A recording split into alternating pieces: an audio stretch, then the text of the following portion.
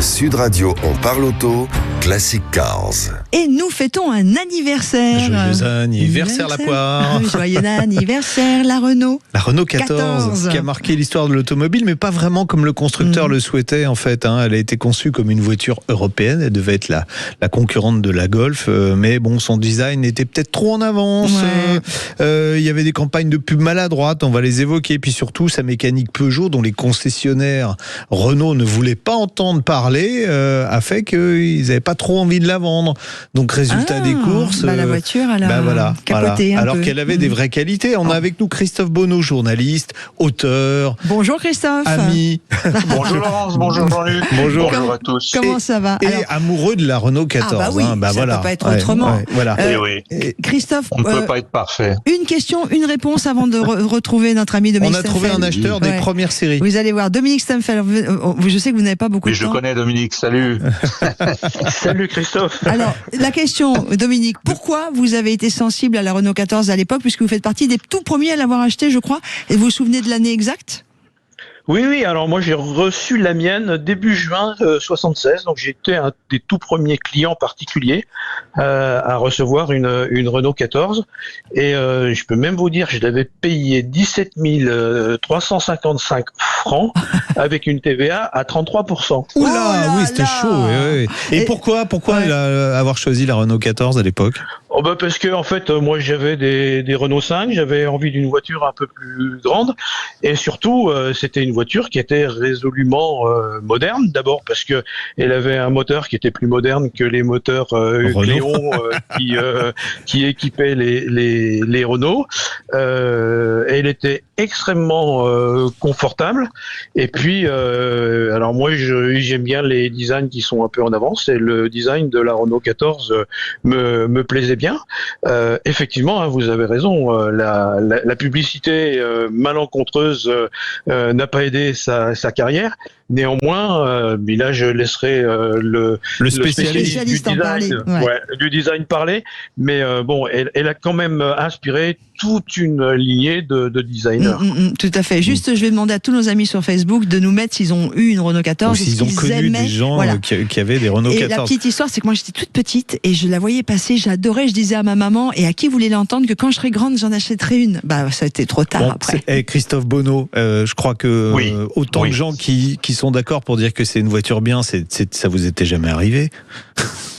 Alors ça plaisante. Si, parce que c'était avant, en lançant l'émission, en faisant le sommaire, on disait tiens, c'était la mal aimée, et ce qui serait bien, c'est de faire aujourd'hui une vraie pub avec le loup, le loup d'Intermarché dedans. On salue Dominique. Mais ça c'est. Excusez-nous, on salue Dominique qui s'en va. Voilà. Oui, ciao Dominique. Non, ce qu'il faut, franchement, pour comprendre la Renault 14, il faut déjà la resituer dans son contexte. 1976, on est à la fin des 30 Glorieuses, 55-75. Donc c'est la France qui se remet de la Seconde Guerre mondiale, il y a une forme de liberté retrouvée, et cette liberté, elle va être aidée par le progrès. Et aussi, en 76, la Renault 14, c'est la couleur. C'est les couleurs, c'est orange, c'est jaune, c'est vert. On n'a pas la couleur, il y a que 10% des foyers qui ont la télévision couleur à l'intérieur des foyers. Mais à l'extérieur, sur les routes, il y a des couleurs, il y a de la couleur. C'est complètement l'inverse aujourd'hui. Les voitures sont grises et on a de la couleur sur les écrans. Donc la Renault 14, c'est vraiment une vraie bulle de fraîcheur, de modernisme et de progrès en 76. Elle est vraiment perçue comme ça. Mais de modernisme, mais peut-être, on a toujours tort d'avoir raison trop tôt, un peu avant-gardiste en termes de design. Oui, alors c'est-à-dire que le design, alors pareil, remettons tout dans le contexte, l'équipe de design Renault à l'époque, c'est 10 personnes, 10 avec le patron. Aujourd'hui, Renault, sur la planète entière, c'est 500 designers, créateurs, modeleurs, etc. Donc c'est vraiment des toutes petites équipes.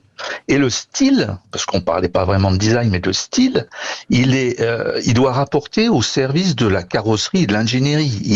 Il a pas la puissance du style de design d'aujourd'hui. C'est-à-dire qu'il doit faire avec. Il doit faire avec quoi ? Avec un plan carrossier qui est pas extraordinairement sympathique. La Renault 14, elle repose sur des voies trop étroites. Elle a pas pu être, le design n'a pas pu être suivi parce qu'on ne savait pas emboutir, notamment la partie arrière. Vous savez, la Renault 14, elle a un gros popotin. Oui, c'est ça. Et elle a Qu'est-ce que vous avez contre les gros popotins? Pour la Renault 14, ça a été un drame. Pour la Renault 14, ça a été quand même un drame. Et elle avait des tout petites voies. Donc, c'était pas une voie, c'est l'écart qu'il y a entre la roue gauche et la roue droite, évidemment. Et c'était le premier style était vraiment très moderne, mais il n'a pas su être transmis et transcrit en série à cause des entrepreneurs qui ne savaient pas faire.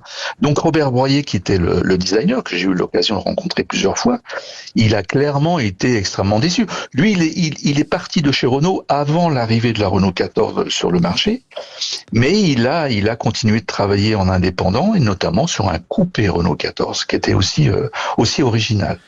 Donc moi, je voudrais juste dire, voilà, c'est une voiture colorée, c'est une voiture moderne, et on aura l'occasion peut-être dans quelques minutes de parler aussi de l'usine qui l'a produite. Parce que l'usine, la voiture, elle a été produite dans une toute nouvelle usine à Douai. C'est l'usine qui aujourd'hui produit les Renault électriques, puisqu'on parlait tout à l'heure de voitures électriques. Enfin, vous parliez de voitures électriques. Et l'usine de Douai, elle faisait l'ouverture des journaux télévisés parce que c'était une usine ultra moderne, à la japonaise. Ah ouais. Elle avait des robots. Alors on se calme, il y en avait 19. Mais quand même, il y avait des robots. Il y avait des robots. Et Christophe, alors bon, puisqu'on parle de la partie technique, en plus elle avait une caractéristique, cette Renault, c'est qu'elle avait un train avant et un moteur Peugeot. Et à une époque où on était ou Peugeot, ou Renault, ou Citroën, mais ou Simca, en aucun cas on acceptait le mélange. Voilà, il y a eu 3 drames pour la Renault 14. C'est le moteur Peugeot, le style trop en avance, et puis la publicité. Ouais, la publicité, on va en parler après. Ouais, mais le moteur Peugeot, le moteur Peugeot était mieux. Ce que vient de dire. Le X. Oui, le moteur Peugeot, ce que vient de dire en fait Dominique, c'est que lui il a choisi la voiture parce que le moteur était plus moderne que les moteurs Renault. Et il y a beaucoup de réactions sur la page Facebook sur ce moteur X, tout le monde s'en souvient. Mais oui, alors ce qu'il faut savoir, c'est qu'il n'y a pas que le moteur et le train avant, il y avait des structures de siège, il y avait la ligne d'échappement, il y avait beaucoup de choses Peugeot sur la Renault, mais en fait il faut pas dire ça. Il faut dire qu'il y avait beaucoup d'éléments communs qui ont suivi les accords entre Renault et Peugeot qui ont été signés en 1966. L'idée, c'était de faire vraiment au moins 3 voitures en commun. Alors, pas en termes de style, pas en termes d'architecture, mais au moins avec beaucoup d'éléments communs entre les 3 voitures, une petite, une moyenne, une grande. Et de toutes ces voitures, il n'y en a pratiquement aucune qui n'est sortie, si ce n'est la Renault 14 qui a des éléments de la Peugeot 104. Et puis ensuite, il y a eu le moteur Douvrin qui était plutôt pas mal sur les Renault 20 et quelques Peugeot Citroën. Mais ce qu'il faut savoir, c'est que ça a été un drame parce que à l'époque, moi je connais bien l'affaire parce que j'aidais mon père à choisir des Renault à l'époque et le concessionnaire venait chez nous, il restait 1h30 à la maison. Les concessionnaires, les vendeurs préféraient vendre une Renault 12 qu'une Renault 14. À cause du moteur Peugeot. À cause du moteur Peugeot. Ça, c'est clair, à l'époque, c'était Peugeot, ou une Renault, ou une Citroën. Parce qu'on ne mélangeait pas, voilà. Chacun sa gamelle. Ah oui. Copain, mais chacun sa gamelle. Ça a changé aujourd'hui. Oui. Ah, ça a changé. Mais le vrai problème pour la Renault 14, c'est celui-là, mais ça a été aussi que Renault a sorti 2 ans après la Renault 18, et en 78 justement, et ça pour le concessionnaire, c'était une aubaine, c'est que puisqu'il voulait pas vendre de 14, il avait en plus une berline qui était peu ou prou du même gabarit, même si la Renault 14 était beaucoup plus courte, elle faisait 4 mètres 02 exactement, qui, entre parenthèses, c'est 10 cm de moins que la nouvelle Clio. C'est pour dire que la voiture compacte de l'époque, elle était très très compacte. Mais c'est vrai que le concessionnaire Renault préférait vendre une Renault 12 puis une Renault 18. Ça, c'est évident. Ça a été la majorité des concessionnaire. Donc il y avait le moteur, mais il y avait la pub aussi. Et puis il y a eu la pub, la poire. Vous vous souvenez de cette pub sur un centre équestre la poire. Où il y avait le capot qui se soulevait là. Il n'y avait pas un truc comme ça? Oui. Alors si, parce que la voiture, la Renault 14, elle a été lancée avec un slogan très mignon, très oui. C'était la 7 chevaux du bonheur. Il y avait un petit poney dans un champ, il y avait une famille, tout allait bien. Ouais, tout allait bien. Il n'y avait pas encore trop de chômage en France. On avait vu les premières images de Mars. Enfin, c'était le progrès, c'était génial. Et puis cette voiture toute belle, toute colorée, c'était l'assurance d'avoir une jolie vie. c'est la voiture qui a eu une vie un peu perturbée à cause de la pub. Mais la pub de la poire, elle arrive un an après, un peu plus d'un an après, en 77, fin 77. Donc c'est terrible pour la voiture. Ouais. La voiture, elle a vécu jusqu'en 82, 83. Et effectivement, alors là, il aurait fallu avoir quelqu'un de chez Publicis pour en parler, mais si vous en trouvez un, oui, ils sont tous morts ils sont tous morts d'accidents tragiques, ceux qui ont fait la pub. Personne n'a dessiné un Renault 14 et personne n'a fait la publicité sur la poire. Donc, Christophe, on arrive un peu à la fin, on a des questions. Oui, Attends, j'ai une question sur Facebook, l'ami Jean-Luc. Bon, est-ce qu'on sait combien d'exemplaires ont été produits? Alors oui, il y a eu presque 1 million d'exemplaires, un peu plus de 190 000 exemplaires. Oui, alors il faut relativiser, c'est que la remplaçante de la 14, qui était un duo en fait, Renault 9, Renault 11, ça a été plus de 6 millions. Alors que la voiture était d'une banalité affligeante. Mais ça prouve bien qu'une voiture trop en avance peut effectivement rencontrer quelques problèmes. Et les primes à la casse, j'imagine, les ont envoyées justement à la casse. On n'en voit plus jamais circuler. Est-ce que, vu d'aujourd'hui, c'est une bonne voiture encore? Elle s'est auto-détruite. Alors, elle s'est auto-détruite toute seule parce que c'est à l'époque où la cataphoreuse n'était pas forcément très. Puis il y avait des grèves à l'époque. On choisissait des tôles qui venaient d'Italie.